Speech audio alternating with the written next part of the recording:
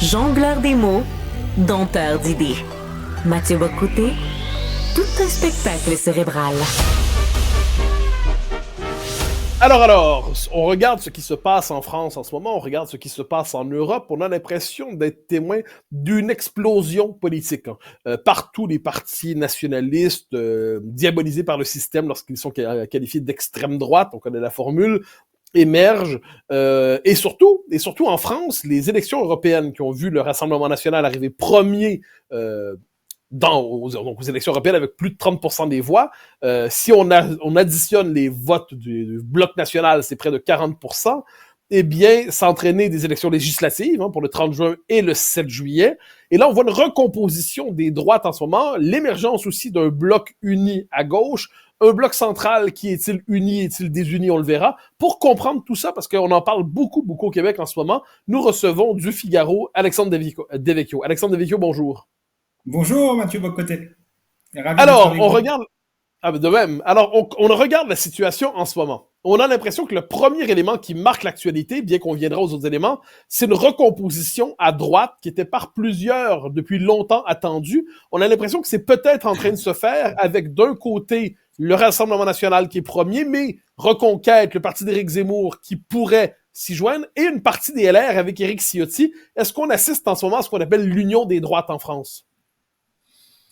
Oui, je pense. Alors, on peut l'appeler l'Union des droites ou le rassemblement du bloc national, parce que je pense que le liant, en fait, entre ces trois composantes, c'est la question du souverainisme et l'idée qu'on reprend le contrôle, effectivement, de nos frontières, de notre politique économique, qu'on redonne aussi le pouvoir aux classes populaires. Donc, il y a une dimension protectionniste très importante, ce qui fait que moi, je préfère parler de bloc national, mais on peut très bien parler de droite. Je trouve qu'en l'occurrence, pour bien comprendre le paysage actuel, c'est plus simple parce qu'en réalité, on est encore dans une tripartition politique. Il peut y avoir une impression de grand chaos. En fait, Emmanuel Macron n'a fait qu'accélérer, effectivement, vous l'avez dit, la recomposition qu'on observe depuis des années, et notamment depuis son élection en 2007. Depuis son élection en 2007, il y a une constante en réalité, c'est que la vie politique française est divisée, je dirais, en trois blocs.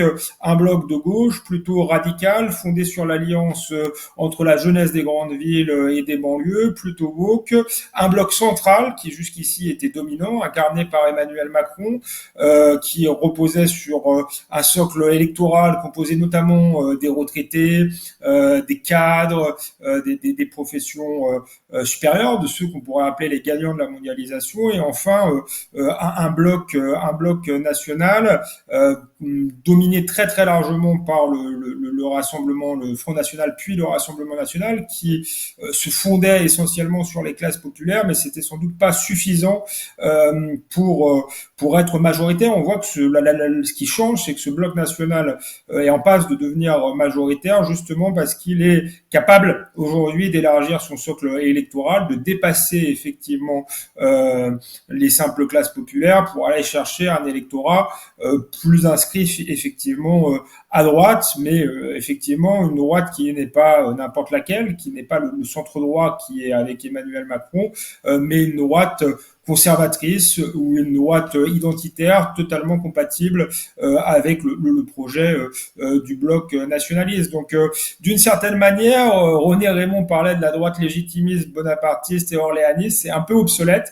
Aujourd'hui, on a effectivement trois nouvelles droites que je qualifierais d'une part de national-populistes, d'autre part effectivement de conservatrices et troisièmement d'identitaires. Et il y avait trois visages pour les incarner aux européennes. C'était Bardella, Marion Maréchal et François-Xavier Bellamy, qui sont réunis dans un vaste ensemble souverainiste national, mais qui s'appellera peut-être à terme la droite, parce que je crois malgré tout qu'on va plus ou moins vers une nouvelle bipolarisation, puisqu'effectivement le grand enseignement de ce scrutin des européennes, et qui semble se confirmer selon les premiers sondages, message aux législatives, c'est que le bloc central qui était dominant est plutôt en cours d'effacement et qu'en face du bloc national, c'est sans doute la gauche radicale qui va dominer dans les prochaines années pour des raisons démographiques également. J'ai dit que son alliance électorale était fondée sur la jeunesse, et on voit bien que malgré les divisions qu'on a pu observer pendant les européennes,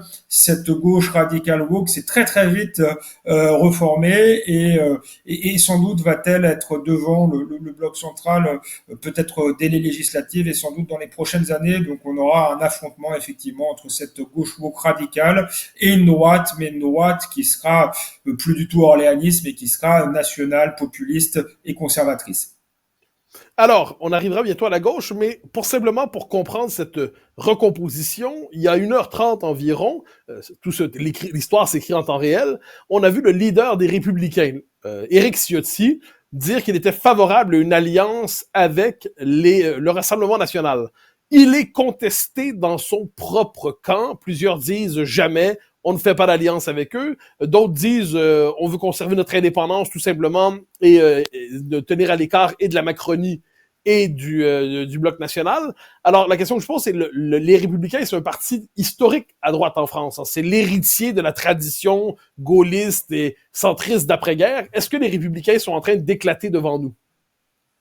Oui, je crois qu'ils ont éclaté depuis longtemps, qu'ils sont depuis longtemps plus les héritiers du gaullisme, depuis la création de l'UMP, notamment par Alain Juppé, qui justement intégrait très largement les centristes. C'était peut-être une alliance qui pouvait fonctionner entre le centre et les conservateurs il y a quelques années, mais je crois beaucoup moins, et c'est ce qui explique la recomposition en France, mais dans les autres pays, beaucoup moins en période de ce que j'appelle la mondialisation malheureuse, qui vient balayer peut-être les repères fondamentaux qu'on avait par le passé, les frontières, et qui fait que si on veut mener une politique cohérente à droite, sans doute faut-il la mener avec un minimum de protection, de frontières, de barrières, ce que ne souhaitent pas les centristes, qui sont beaucoup plus dans une logique d'adaptation à la mondialisation. Donc on avait ce parti qui est finalement formé sur l'alliance dès le départ, donc de la carpe et du lapin, des centristes et des gaullistes, et cette alliance était vouée à éclater. C'est Emmanuel Macron qui a provoqué peut-être d'abord son éclatement. On voit que depuis la victoire d'Emmanuel Macron, ce parti est écartelé. On a vu des gens partir du côté d'En Marche, un peu moins du côté du RN, et je crois que à la faveur de cet ultime coup de théâtre, de cette dissolution brutale, et alors que ce parti ressemble de plus en plus à un syndicat d'élus, finalement, ce qui les unit, là, c'est plus du tout leur idéologie, mais c'est le fait qu'ils ont des sièges à sauver. Mais il y a un moment de vérité qui est en train de se mettre en place, et donc je crois que on va avoir on va aller au bout du processus, et qu'une partie va partir au Rassemblement national, la partie plutôt de tradition gaulliste, et la partie plutôt de tradition centriste va aller très vraisemblablement chez Emmanuel Macron. Alors il restera peut-être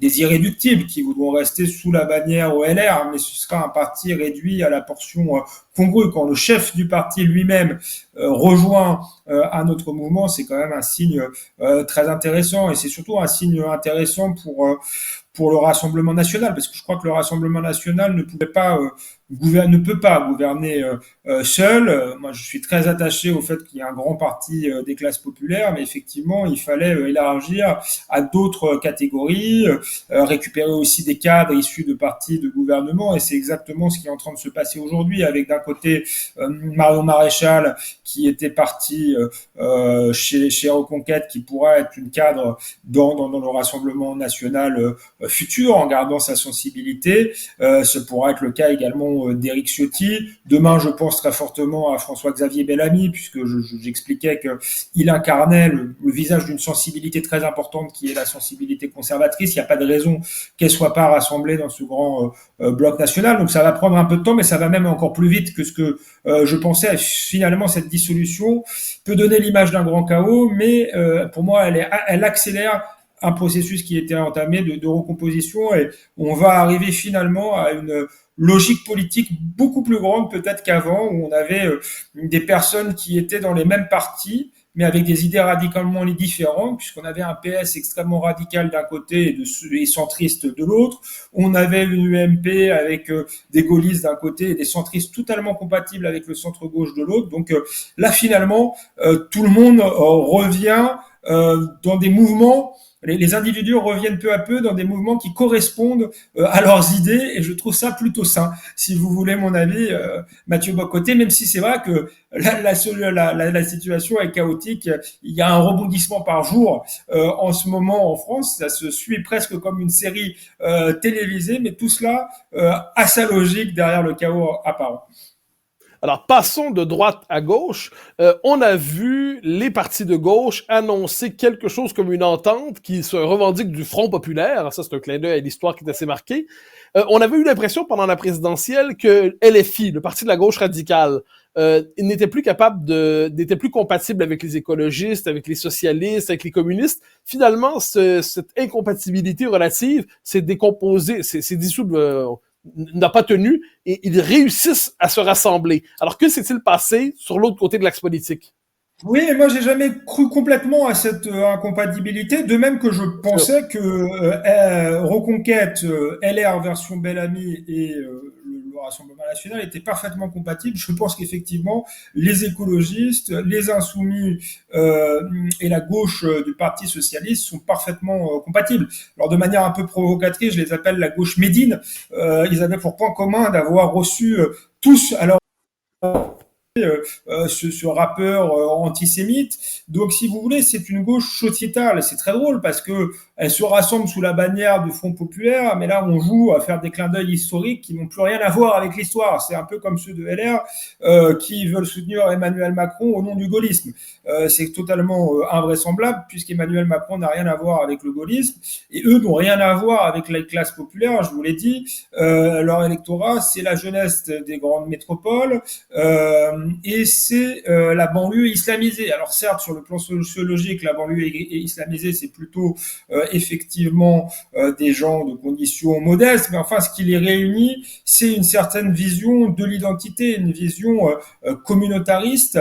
Et je crois que c'est désormais ce qui lie cette gauche qui est une gauche médine ou une gauche Edwy Plenel pour ceux qui connaissent un peu la vie politique française, ce journaliste qui a fondé Mediapart et qui est tout à fait sur cette ligne-là. Et je crois qu'il y avait un peu une illusion d'optique autour de la personne de Raphaël Glucksmann, dont on a vu qu'il a été très vite isolé, finalement plus proche du bloc central, qui est un personnage de centre-gauche et qui a rassemblé de manière un peu conjoncturelle ceux qui avaient voté Emmanuel Macron qui en étaient lassés, ceux qui avaient voté pour Jean-Luc Mélenchon, mais un peu par inadvertance, parce qu'ils avaient l'habitude de voter à gauche et que c'était le candidat de la gauche. Mais c'est un électorat plutôt âgé, d'ailleurs, qui a voté toute sa vie pour le Parti socialiste, et c'est plus ce qui fait le cœur de la vie politique. Et donc, derrière Raphaël Glucksmann, il n'y a pas de sociologie très forte, si ce n'est peut-être autour du bloc central auquel il va peut-être se rallier.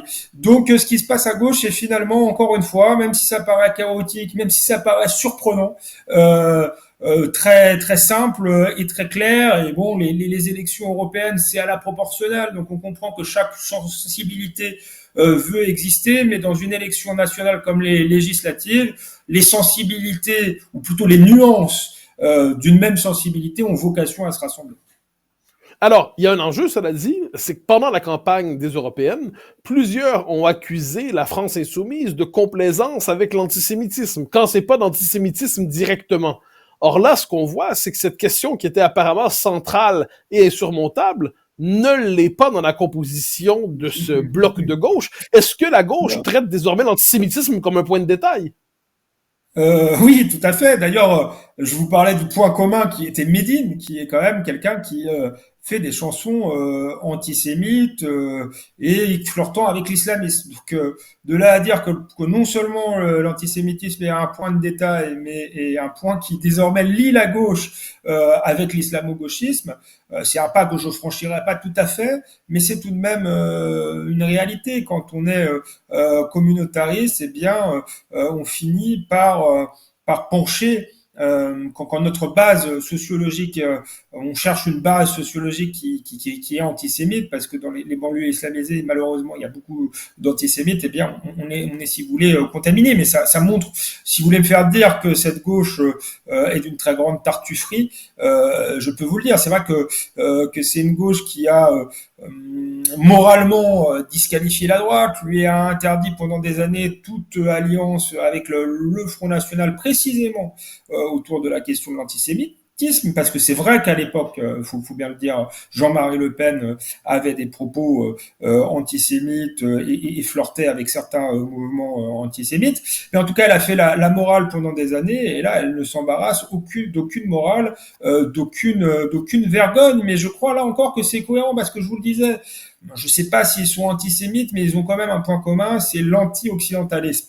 Je crois que ce qui lie profondément cette gauche, j'ai parlé de gauche wokiste, de gauche communautariste, c'est la croyance dans le fait que l'Occident est le mal absolu, et donc leur grand combat à ceux qui les lient, c'est le combat contre l'Occident, l'homme blanc occidental, et du coup le juif apparaît, si vous voulez, comme l'homme blanc occidental par excellence, d'une certaine manière, et Israël comme l'État occidental par excellence. Donc il y a pas seulement une forme d'opportunisme électoral, il y a une très grande cohérence idéologique, et donc c'est pas du tout étonnant que ces gens-là s'allient. En réalité, pour ce qui est des écolos, on l'a vu dans certaines mairies, le flirt avec l'islamisme, l'ambiguïté sur certaines questions. C'est pas que le monopole, si vous voulez, de la France insoumise. Et par ailleurs, le Parti socialiste avait lui-même théorisé sous François Hollande que finalement les classes populaires s'étaient terminées. Il fallait fonder une alliance électorale autour des jeunes, des minorités, des immigrés et des femmes. Alors ça n'inclut pas l'antisémitisme, mais ça inclut quand même un changement idéologique profond à gauche et qui dépasse, si vous voulez, les seuls insoumis, et qui étaient déjà en gestation à l'intérieur du PS, pas tout le PS, mais une partie en tout cas. Alors, on a parlé de la droite, on a parlé de la gauche, reste le centre, reste la Macronie.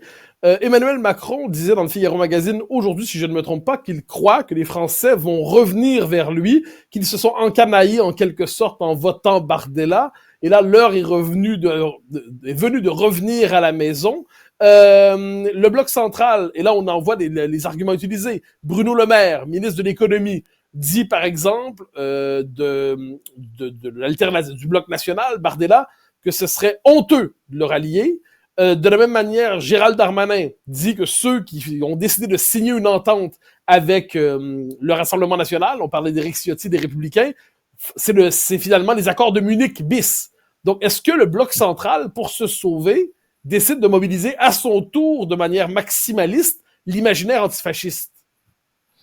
Oui, mais ça, c'est une rhétorique qui ne fonctionne pas, je pense que ça fonctionne plus, qu'il y a justement un manque de sociologie politique dans les états-majors, et on voit bien que c'est un discours qui fonctionne encore un peu chez les retraités âgés qui peut-être ont connu la Seconde Guerre mondiale, qui en tout cas veulent une forme de statu quo parce qu'ils veulent finir leur jour voilà, avec un modèle qu'ils ont toujours connu. Mais ça marche quand même de moins en moins, notamment chez les classes populaires qui se sont largement émancipées et qui ne sont plus du tout dupes de ce discours-là. Et donc je crois qu'autour de ce discours-là, ils ne peuvent plus désormais mobiliser qu'une minorité de personnes, donc il en faudra plus pour sauver Emmanuel Macron. Je crois d'ailleurs que pour ces élections législatives, je ne vois pas comment le bloc central pourrait se sauver.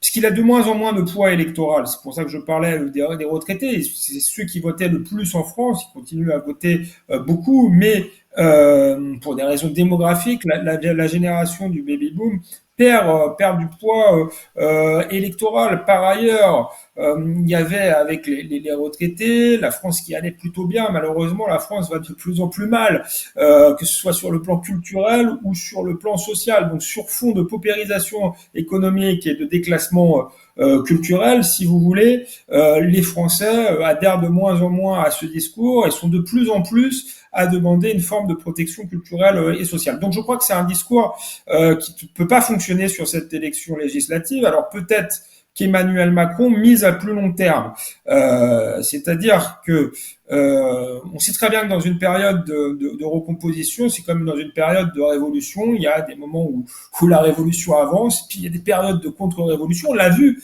dans tous les pays, parce que ce qui se passe en France, finalement, c'est passé dans beaucoup de démocraties occidentales. Donald Trump a gagné à la surprise générale une élection américaine, puis a perdu la suivante, est en passe de gagner la prochaine. En Italie, il y a eu un passage de Salvini au pouvoir, puis un retour des centristes, puis enfin l'arrivée de Giorgia Meloni. Donc on est quand même dans quelque chose, quand ça se recompose, c'est instable. Avant que le système politique se stabilise, se rebipolarise, il va falloir quelques années. Donc Emmanuel Macron mise peut-être sur un temps un peu plus long, en se disant qu'il laisse pour cette fois le pouvoir au bloc national, que c'était de toute manière inévitable, et puis qu'ils sont peut-être pas bien préparés puisqu'il les prend de vitesse avec cette dissolution surprise, et puis que les 3 prochaines années vont peut-être pas se passer très bien parce qu'ils auront une expérience du pouvoir, parce qu'aussi Emmanuel Macron gardera beaucoup de leviers de pouvoir puisque nous serons en cohabitation, et ça permettra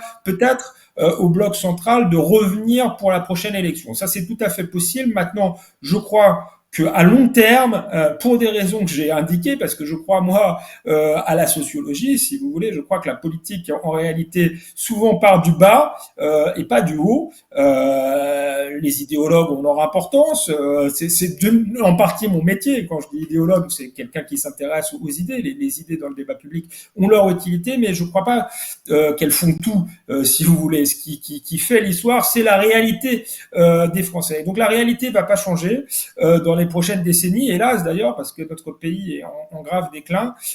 Et donc les blocs vont finir par se sédimenter. Et moi, je crois que le bloc central a vocation à voir son influence diminuer d'année en année. Mais effectivement, dans la décennie qui vient, il peut y avoir une forme de va-et-vient électoral avant que le système électoral se stabilise et que les nouveaux clivages deviennent des clivages constants, si vous voulez, et complètement dominants.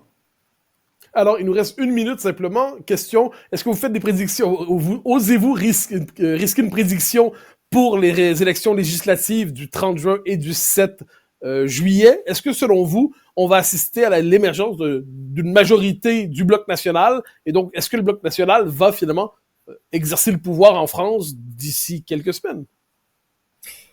Oui, je le crois. Je crois même, moi, si j'avais un pari, c'est qu'il aura la majorité absolue. Emmanuel Macron fait, je l'ai dit tout à l'heure, sans doute le pari d'une cohabitation dure, et il se disait peut-être qu'en plus de la cohabitation, il y aurait la majorité relative, une forme de France ingouvernable qu'il laisserait au Rassemblement national. Je pense que la dynamique est telle que le Rassemblement national aura sa majorité absolue. Maintenant, ils auront pas tous les leviers du pouvoir. Les leviers de pouvoir aujourd'hui sont pas seulement politiques, et c'est d'ailleurs une des grandes questions de notre temps, ce sont des leviers juridiques. Donc le Front National aura la majorité, mais il n'aura pas le Conseil constitutionnel, il n'aura pas ce que les Américains appellent l'État profond, les hauts fonctionnaires, il aura sans doute, il sera un peu marginalisé peut-être en Europe, puisque Emmanuel Macron va jouer la carte européenne. Il y aura beaucoup de leviers qui échapperont au Rassemblement national, donc ce sera une cohabitation extrêmement difficile, d'autant plus qu'Emmanuel Macron laisse un bilan incroyablement désastreux, avec des dossiers complètement chaotiques, qui sont pas du tout refermés, et qui va laisser à ses adversaires politiques. Il y en a plusieurs. Il a voté l'année dernière un budget qui est pas du tout à l'équilibre. Il y a plusieurs milliards de trous qu'il faut combler. et qu'Emmanuel Macron n'a toujours pas complet, donc il se débarrasse de ce problème-là. Il y a les Jeux Olympiques, dont on nous prédit que c'est un enjeu sécuritaire majeur, qu'il pourrait y avoir des émeutes, des attentats. Le nouveau ministre de l'Intérieur va arriver 10 jours avant cette compétition mondiale, donc ce sera extrêmement difficile. Et il y aura sans doute bien d'autres dossiers là que j'oublie parce que je me suis un peu perdu. Le dossier de l'immigration, évidemment, qui est quand même, faut pas oublier que ce bloc national aussi, c'est si les classes populaires sont en révolte, c'est quand même d'abord sur la question de l'immigration parce que ça ébranle leur mode de vie. Et si vous voulez, ce dossier-là, pour avoir des changements profonds, là, il faudra en passer sans doute par un référendum ou une réforme constitutionnelle. Et là, il n'y aura pas de levier pour le Rassemblement national. Donc, oui, le Rassemblement national va avoir sans doute une majorité absolue avec ses alliés, mais il n'aura pas tous les pouvoirs, et je pense que c'est ce que doivent comprendre les commentateurs politiques, mais surtout les Français. Et donc la recomposition avance, mais elle avance lentement, par étapes, comme je le disais, avec des périodes d'avancée et de recul. C'est très certainement une avancée majeure, mais sans doute pas encore décisive.